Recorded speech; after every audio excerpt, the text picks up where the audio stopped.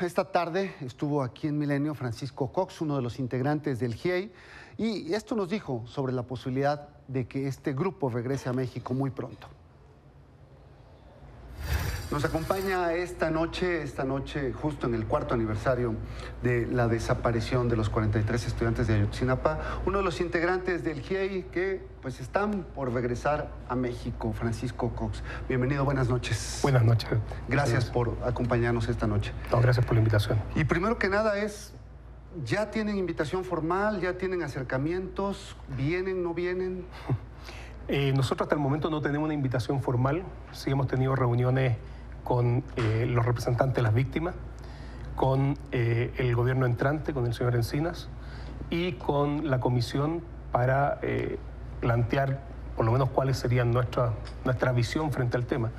Pero claramente nosotros no somos quienes tenemos la última palabra, sino que son estos 3 estamentos que justamente fueron los que crearon el GIEI originalmente bajo la medida cautelar ante la Comisión Interamericana. Entonces, más bien ellos son quienes nos tienen que decir si es que va o no va. Porque además ustedes tienen una dificultad. A 2 años de su último informe ya se han involucrado en otros casos. En tu caso en particular estás en África y pues otros comisionados están en otros países de América. Así es. Yo represento a 2.600 víctimas del conflicto de Uganda en la Corte Penal Internacional. Ese es un caso que está activo. De hecho, ya empezó la defensa. Por último, está en las últimas etapas, pero todavía queda mucha prueba por evacuar ante el Tribunal Penal. Alejandro Valencia y Carlos Beristain fueron nombrados miembros de la Comisión de la Verdad de Colombia, y Claudia Paz y Paz está en el GIEI.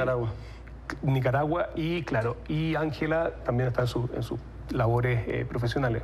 Entonces, o sea que va a ser complicado. Es difícil, pero todos estamos tratando de ver si es que recibimos esa invitación bajo las condiciones y necesidad que nosotros consideramos fundamentales para poder participar, ver cómo arreglamos nuestra agenda y cómo arreglamos los problemas reglamentarios o estatutarios que los distintos miembros del GIEI tengan a la fecha, porque es muy difícil decir que no, o sea, la verdad. En el informe que ustedes entregaron hace 2 años, dejaron 22 recomendaciones al gobierno, al Estado mexicano, y algunas de ellas en particular sobre el tema de las desapariciones forzadas.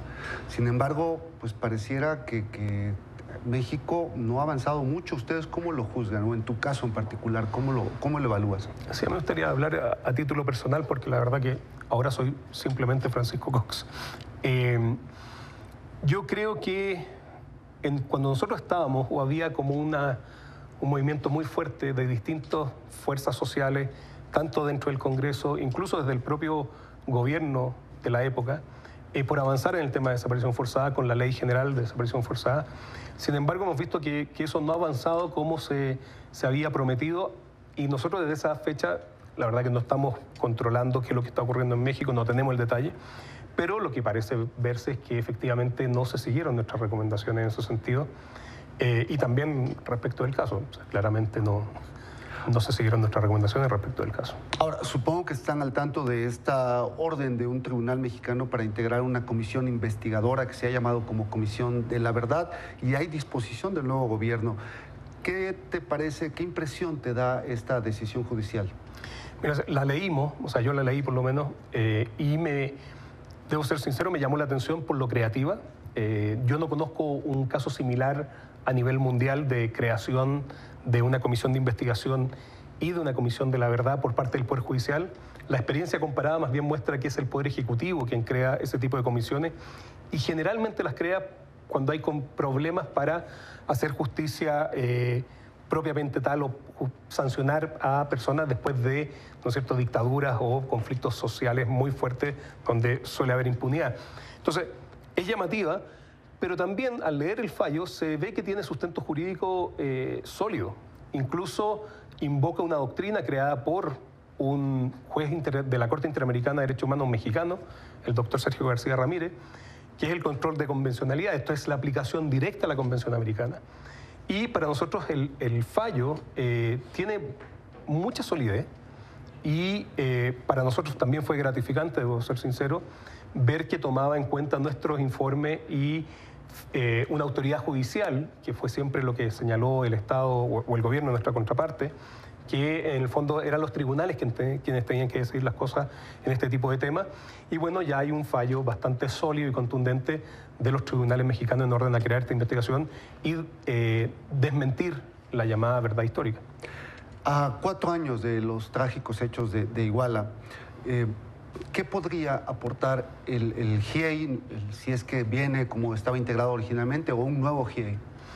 Mira, yo creo que siempre es muy útil traer gente, o sea, la experiencia acumulada de nosotros, pero más allá de eso, el aporte que puede hacer la comunidad internacional en este tipo de casos tan complejos, donde hay una multiplicidad de factores que contribuyeron a la imposibilidad de esclarecer los hechos, me parece que la contribución que puede hacer la comunidad internacional es fundamental y en ese sentido ciertas garantías mínimas que, por lo que nosotros nos reunimos con el señor Encinas, con el futuro subsecretario de Derechos Humanos de Gobernación, y estaba claramente dispuesto a cumplir con esas condiciones mínimas y por lo tanto creemos que sí se puede hacer una contribución significativa en el esclarecimiento de los hechos y la sanción de todos los responsables. ¿Qué impresión te da cuando ves gente que está del lado de las víctimas, que está apoyando a los familiares de los 43, pero a veces parece más interesado en perseguir a los investigadores que en encontrar a los jóvenes o en buscar justicia? A ver, yo creo que no son cosas incompatibles. Cuando tú ves que hay una estructura que puede haber ocultado, resulta fundamental que esos hechos no queden impunes para justamente de esa forma contribuir a la ruptura del pacto de silencio entre los perpetradores. Cuando tú ves que hay ocultación o obstrucción a investigaciones, generalmente te hace llamar la atención, y te llama la atención, perdón, en cuanto a ¿por qué? Y esa señal que da el sistema jurídico en un Estado de Derecho de sancionar a quien obstruye una investigación es una señal muy potente al interior de los perpetradores materiales de los hechos y en orden a empezar a romper esos pactos con una política criminal inteligente de oferta para algunos, incentivos de rebajas de pena o incluso acuerdos de inmunidad. Eso es la experiencia comparada.